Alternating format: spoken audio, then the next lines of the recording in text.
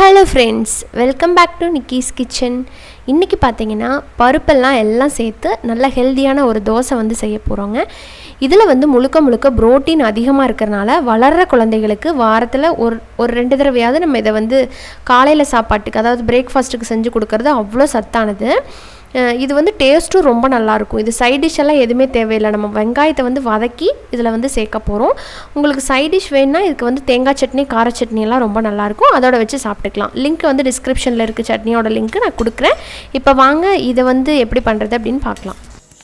நம்ம சேர்க்குற பொருள்லாம் ஒரு 2 மணி நேரம் ஊறினாவே போதும். ஆனால் ஓவர் நைட் ஊற வச்சுட்டா இன்னும் நல்லது தான். இப்போ 1 கப் அளவுக்கு இட்லி ரைஸ் எடுத்துருக்கிறேன். அப்போ பார்த்தீங்கன்னா ஒரு 1/2 கப் அளவுக்கு துவரம்பருப்பு, எந்த கப்பில் அளக்குறீங்களோ அதுலேயே எல்லா பொருளையும் அளந்துக்கோங்க. அடுத்து தான் 1/2 கப் அளவுக்கு பார்த்தீங்கன்னா பாசி பயிறு எடுத்திருக்கேன். பயிருக்கு பொதுவாக நீங்கள் பருப்பும் சேர்த்துக்கலாம். இதில் கடலைப்பருப்பு 1/2 கப்பு,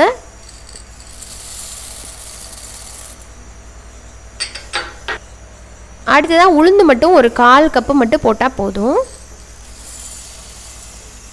இந்த 5 பொருளையும் சேர்த்து தான் நம்ம பண்ணுறோம். கூடவே பார்த்தீங்கன்னா ஓட்ஸ் 1/2 கப் சேர்த்துக்கோங்க.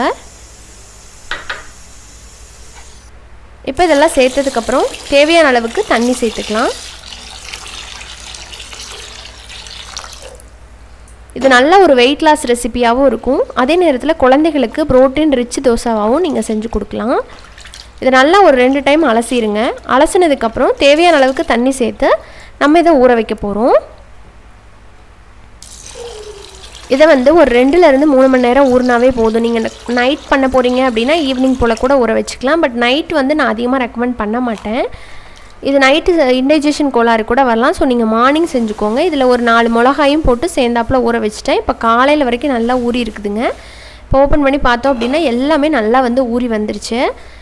இப்போ நம்ம இதை மிக்ஸி ஜாரில் சேர்த்தும் அரைச்சிக்கலாம், கிரைண்டரில் போட்டும் அரைச்சிக்கலாம். உங்கள் பிரியம்தான், எப்படி உங்களுக்கு வசதியோ அது மாதிரி போட்டுக்கோங்க. கிரைண்டரில் போட்டிங்கன்னா ஒரே டைமில் அரைப்பட்டுரும். மிக்ஸி ஜாரில் ஒரு 2 டைம் போட்டு நம்ம அரைச்சிக்க போகிறோம்.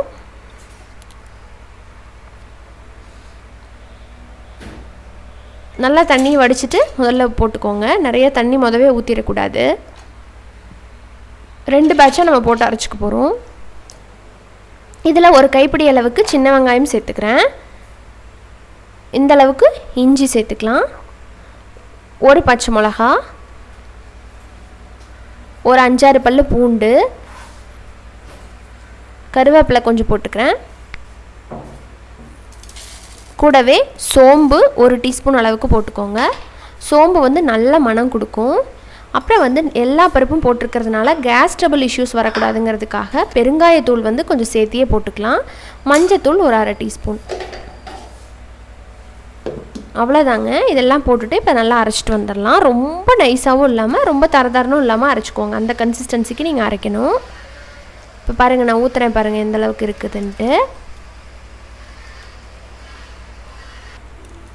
இப்போ அடுத்த பேட்ச்லேயும் அதே மாதிரி நம்ம சின்ன வெங்காயம் அதெல்லாம் சேர்த்துட்டு அரைச்சி எடுத்துகிட்டு வந்துட்டேன்.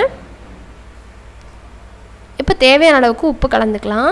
கலந்துட்டு நல்லா கரண்டி வச்சு எல்லா பக்கமும் இந்த உப்பு, நம்ம அரைச்ச அந்த இதெல்லாமே ஒன்றா சேர்கிற மாதிரி மிக்ஸ் பண்ணி விட்டுருங்க. கொஞ்சம் கெட்டியாக இருந்துன்னா உங்களுக்கு தேவையான அளவுக்கு தண்ணி சேர்த்து நீங்கள் கலக்கிக்கலாம்.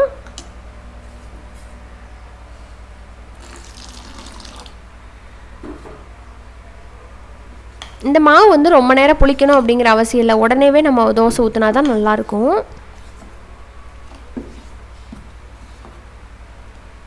இப்போ அடுத்ததாக இதுக்கு நல்ல மணத்துக்காக ஒரு தாளிப்பு கொடுத்துக்க போகிறோம். அதுக்கு ஒரு தாளிப்பு கரண்டியில் பார்த்திங்கன்னா கொஞ்சம் எண்ணெய் ஊற்றிக்கிறேன்.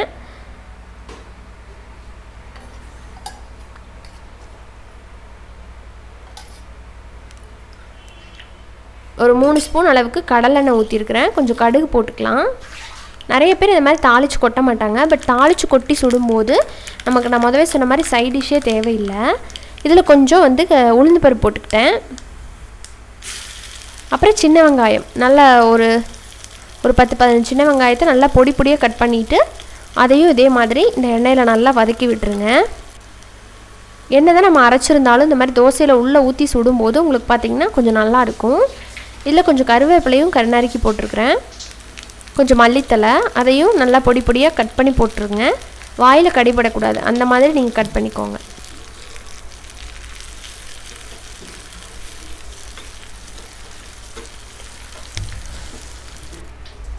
ரொம்ப நேரம் வதக்கணும் அப்படிங்கிற அவசியம் இல்லை, இது போதுமானதாக இருக்கும். இப்போ இதை வந்து நம்ம அந்த தோசை பேட்டரில் சேர்த்துக்கலாம்.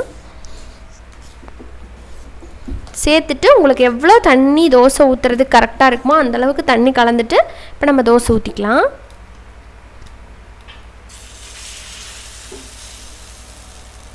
கல் வந்து நல்லா காஞ்சதுக்கப்புறம் தோசை எப்பவும் போல் ஊற்றிக்கிட்டிங்கன்னா ஓகே.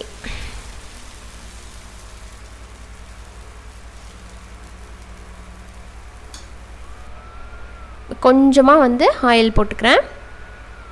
இப்போ ஒரு சைடு வந்து நல்லா வேகட்டும். ஓரளவுக்கு மீடியம் ஃப்ளேம்லேயே வச்சு வேக வைங்க. பருப்பெல்லாம் நம்ம பச்சையாக அரைச்சிருக்கோம் இல்லையா, கொஞ்சம் நேரம் ஆகும் வேகிறதுக்கு.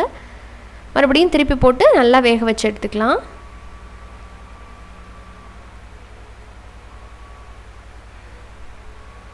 இதில் மேலே கூட வெங்காயம் போட்டு சுடலாம், அதுவும் ரொம்ப நல்லாயிருக்கும்.